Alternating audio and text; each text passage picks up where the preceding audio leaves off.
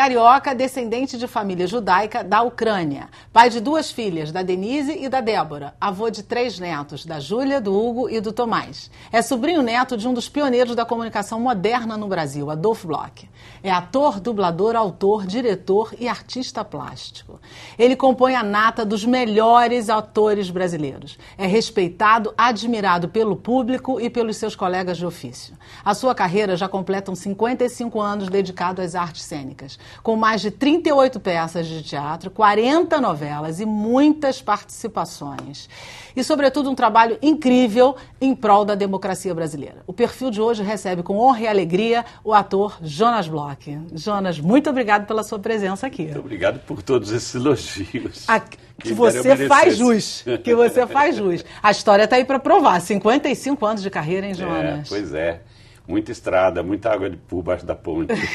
E que você começou a ser ator, quer dizer, primeiro familiarmente, começou fazendo showzinhos dentro de casa, Isso. Quando você saiu lá do internato, né? Você ficou um período no internato, sua mãe te colocou lá, não foi minha isso? Minha mãe ficou viúva e na época ela não tinha com quem me deixar. E o único colégio que aceitava o menino de 3 anos era em Petrópolis. Eu fiquei dos 3 aos 7 interno. E dali... já fazia algumas coisinhas, né? E dali voltei para o Rio e comecei a minha vida profissional aos 16 anos, 17, praticamente, num programa chamado Câmera 1, ao vivo ainda. Foi quando você encontrou o Jaci Campos. Jaci Campos. De quem você já admirava e tem uma história curiosa com ele, né? A história é que eu vi esse programa, o Câmera 1, toda sexta-feira, era fã absoluto. O Jaci Campos dirigia e apresentava. Um dia eu pego uma van, que na época a gente chamava de lotação, estava lá o Jaci Campos. Desço da van e estava chovendo, eu tinha um guarda-chuva, ele pegou carona no meu guarda-chuva.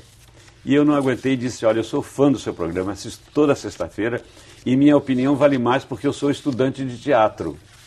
Ele virou para mim e disse, eu estou precisando de um garçom alemão na próxima semana, você quer fazer? E aí começou uma história de 2 anos fazendo esse programa, onde eu fui ator, fui assistente de estúdio, fiz de tudo.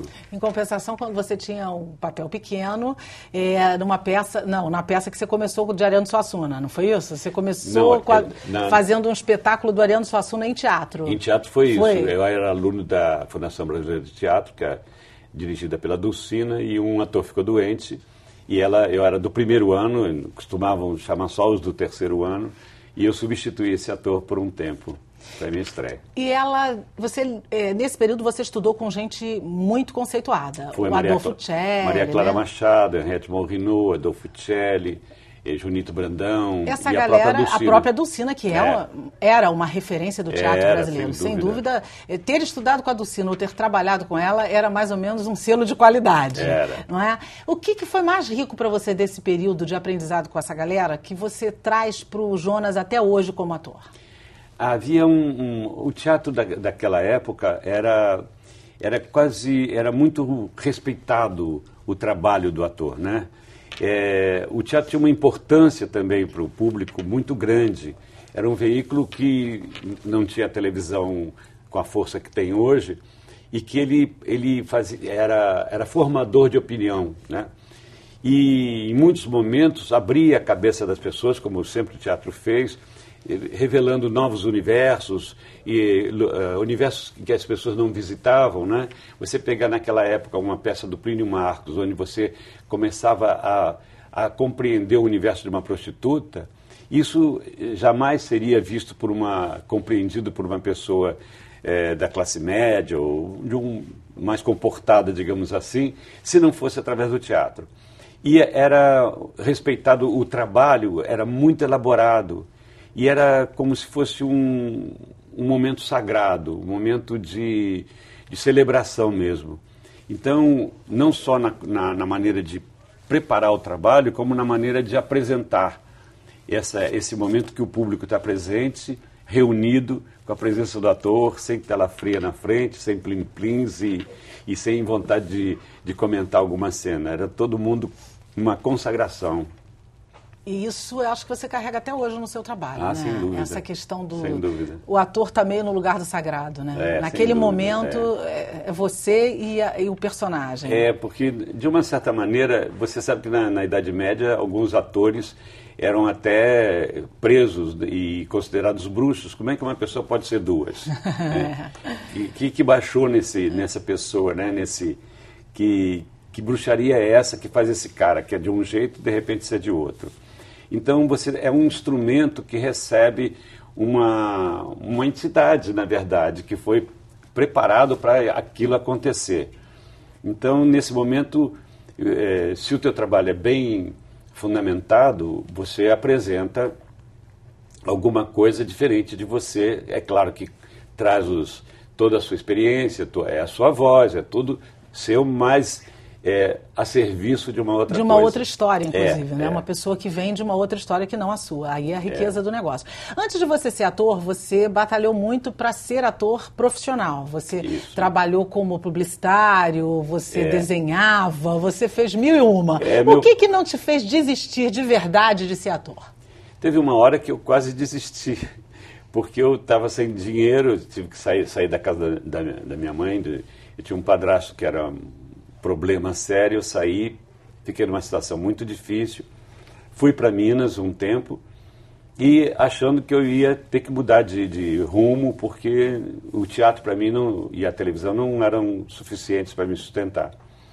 E comecei a trabalhar com um primo arquiteto, e eu já tinha trabalhado numa loja onde havia uma seção de decoração em vitrines, em que eu comecei a ajudar a fazer os projetos de decoração. Então eu trabalhei com esse primo fazendo decoração. Mas aí apareceu numa vitrine um cartazinho dizendo Bolsa de Estudos para Teatro. E eu entrei nesse concurso de Bolsa de Estudos. É claro que eu passei em primeiro lugar e fiz esse curso de teatro, e aí começou a história toda de novo. Aí dali para frente você seguiu mesmo e deixou tudo para trás? Ou você ficou paralelamente fazendo outra coisa? Em Minas, naquela época, não se vivia de teatro. Aliás, acho que até hoje são raros os grupos que conseguem sobreviver. E então eu acabei desenvolvendo lá de decoração, que abri uma loja, mas fazia teatro paralelamente. Então eu tive uma carreira muito intensa, com muita produção. Fiz 10 anos de teatro lá. Você fez teatro experimental lá também, Isso, não foi? Nós tínhamos um grupo chamado Teatro Experimental, levávamos diretores do Rio, cenógrafos, coreógrafos. Atores também. Até Fernanda Montenegro te assistiu lá, não foi? Mas não foi no... Ela foi para fazer uma peça, eu convidei para assistir um show nosso. Tanto gostou que a primeira peça que eu fui chamado quando vim para o Rio de Janeiro foi a Fernanda que me chamou. Para Milo Fernandes. Sensacional também. Fiz 9 meses da peça. Foi? Ela curtiu pra caramba o teu trabalho. Ela fez comentários na época e tudo mais, né? Lá vocês fizeram uma peça chamada Ó Minas Gerais. Essa peça é sua, de sua autoria? De minha autoria e de um companheiro meu chamado J. D'Angelo. Ele fazia teatro comigo lá, que é um médico catedrático de anatomia, mas que era apaixonado por teatro também. E nós resolvemos, na época da ditadura, escrever a história de Minas, que grande parte da história do Brasil se passou lá, e mostrando como as coisas aconteciam no passado e se repetiam. E aproveitando dessa trajetória histórica para compreender aquele presente que a gente estava vivendo da ditadura.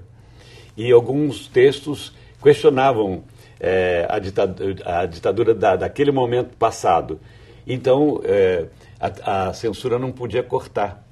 Mas chegou numa hora que ficou impossível, que a coisa começou a ter muita repercussão e acabou sendo censurada. E o seu nome ficou na lista negra daquela época, né? Ficou. Você correu um certo risco. Aliás, isso daí eu acho que o teatro teve um papel fundamental em prol da democracia. Grande, né? Muito Você grande. fez parte dessa história de forma muito assim, pondo em risco sua vida. Lá em Minas, né? Porque uma das propostas era essa, que no Rio tinha o Teatro Opinião, em São Paulo tinha o Teatro de Arena, e nós resolvemos fazer a mesma coisa em Minas, questionar tudo o que estava acontecendo através do teatro.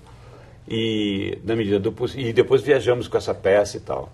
E teve histórias fortíssimas em relação a isso. Teve uma que é uma das histórias mais emocionantes que eu já vivi, que quando nós levamos a peça em Brasília, a censura resolveu... Havia uma carta em que a gente fazia, do Juscelino no exílio, a gente fazia um paralelo dos exilados da Inconfidência com os exilados atuais.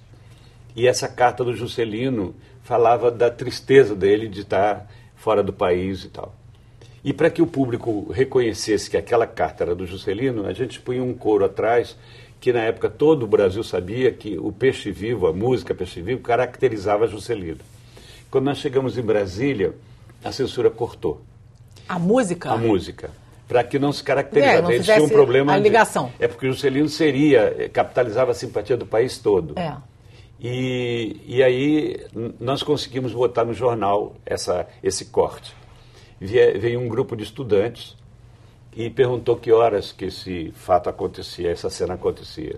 Então, durante toda a temporada de Brasília, nós não cantávamos no palco, mas tinha um grupo de estudantes cantando na plateia. Olha, que legal. Todas as sessões.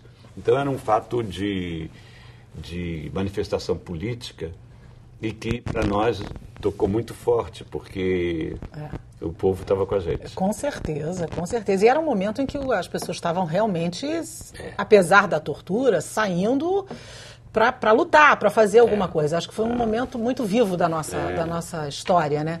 E você tem uma história com o Plínio Marcos também muito interessante, que você estava me contando, que foi mais ou menos dessa época, quando você... Você estava dirigindo um espetáculo dele, mas eu estava nessa época eu estava em São Paulo, quando eu me mudei para lá.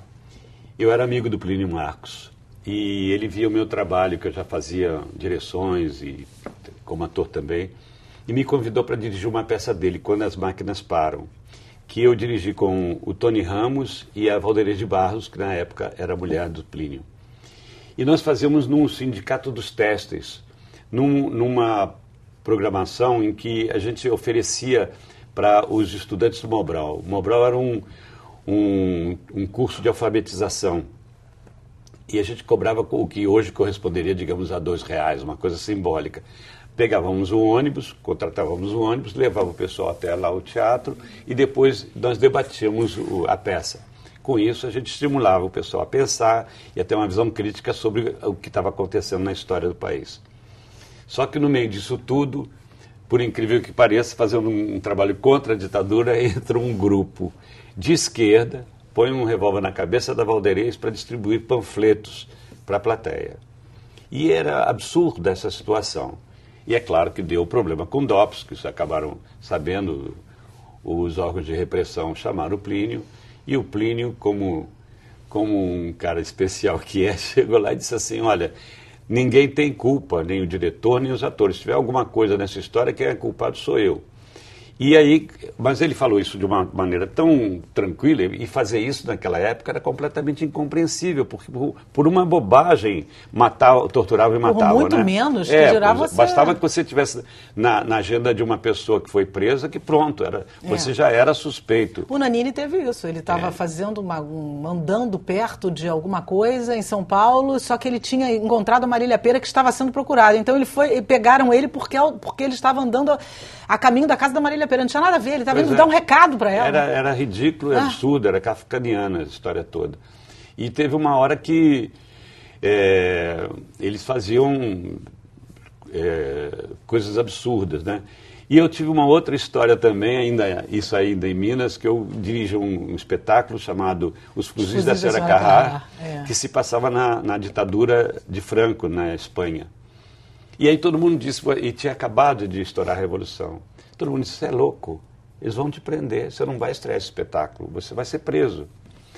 E eu aí, com a cara e a coragem, fui lá no Exército, falei com o subtenente, disse, olha, subtenente, eu não quero confusão para o meu lado, eu dirigi uma peça que se passa na Espanha. As pessoas dizem que eu vou ser preso, preso por quê? Eu estou falando do general Franco, muita cara de pau minha, né? Se vocês acham que eu estou errado, tudo bem, proíbe, mas é tão ridículo proibir isso, já chamando o cara de ridículo. O cara que falou isso para mim é burro, mas eu, por via das dúvidas, estou aqui.